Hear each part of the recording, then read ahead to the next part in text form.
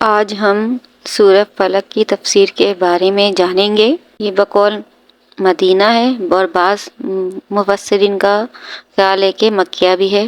اس میں ایک رکوع 5 آیتیں ہیں۔ تم فرماؤ اس کی پناہ لیتا ہوں جو صبح کا پیدا کرنے والا ہے، اس کی سب مخلوق کے شر سے اور اندھیری ڈالنے والے کے شر سے جب وہ ڈوبے، اور ان عورتوں کے شر سے جو گروہ میں پھونکتی ہیں، اور حسد والوں کے شر سے وہ جب ان سے ملے۔ یہ اس کا ترجمہ ہے۔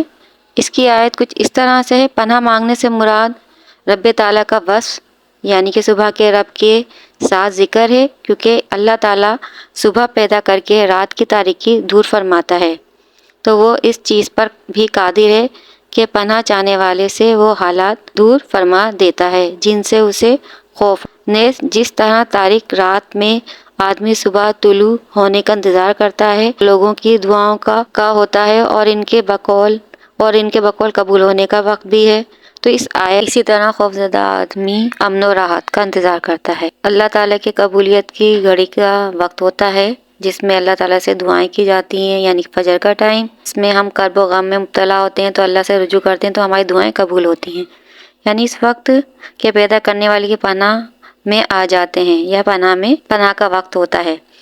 ایک قول یہ بھی کہ فلق ایک جہنم کی وادی کا نام ہے۔ اس آیت میں تمام مخلوق کے شر سے پناہ مانگی گئی ہے، خواہ وہ جاندار ہوں یا بے جان، اور مفسرین نے یہ بھی فرمایا ہے کہ یہاں خاص مراد ابلیس ہے، جس سے بدتر مخلوق میں کوئی نہیں ہے۔ حضرت عائشہ سے مروی ہے کہ رسول اکرم صلی اللہ علیہ وسلم نے چاند کی طرف اشارہ کر کے کہا کہ عائشہ، اس کے شر سے اللہ تعالیٰ پناہ میں رکھے، یہ ڈوب جائے تو اندھیرا ہو جائے۔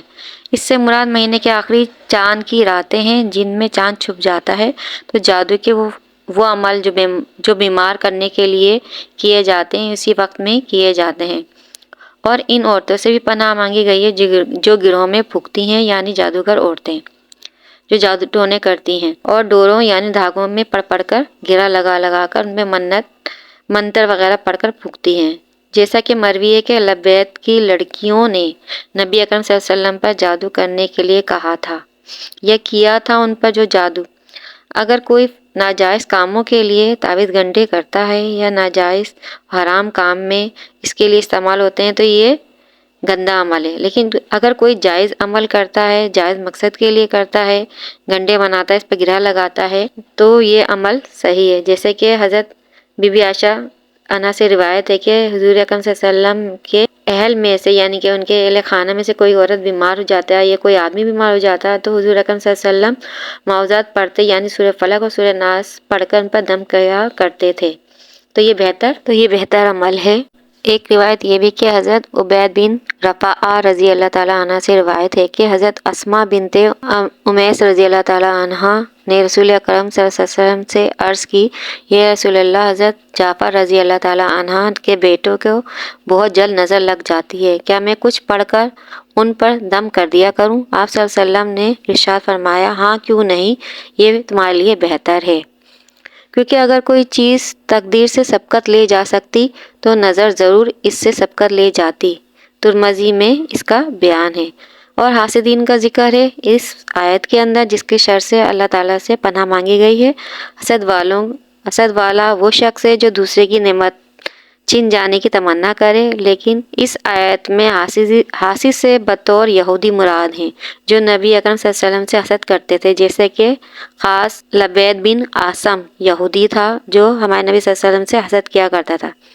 حسد بدترین صفت ہے اور یہی سب سے پہلا گناہ ہے جو آسمان میں ابلیس سے سرزد ہوا تھا اور زمین پر قابل سے ہوا تھا۔ حسد کے مقابلے میں رشک بھی ہوتا ہے، اور اس میں صرف یہ ہوتا ہے کہ اس شخص کی یہی تمنا ہوتی ہے کہ میرے پاس بھی وہی کچھ ہو جو میرے بہن یا بھائی کے پاس ہے یا فلانے شخص کے پاس ہے۔ اس کی خواہش یہ نہیں ہوتی کہ یہ نعمت اس سے چھن جائے، بلکہ تمنا ہوتی ہے کاش میرے پاس بھی اتنا ہی ہوتا تو سب کچھ میں کر سکتا۔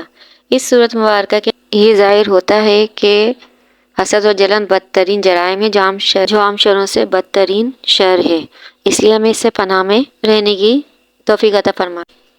اب میں آپ سے چاہوں گی مجھے اپنی دعا میں یاد رکھیں اور میرے چینل کو سبسکرائب کر کے شکریہ کا موقع دیں۔ اللہ نگہبان۔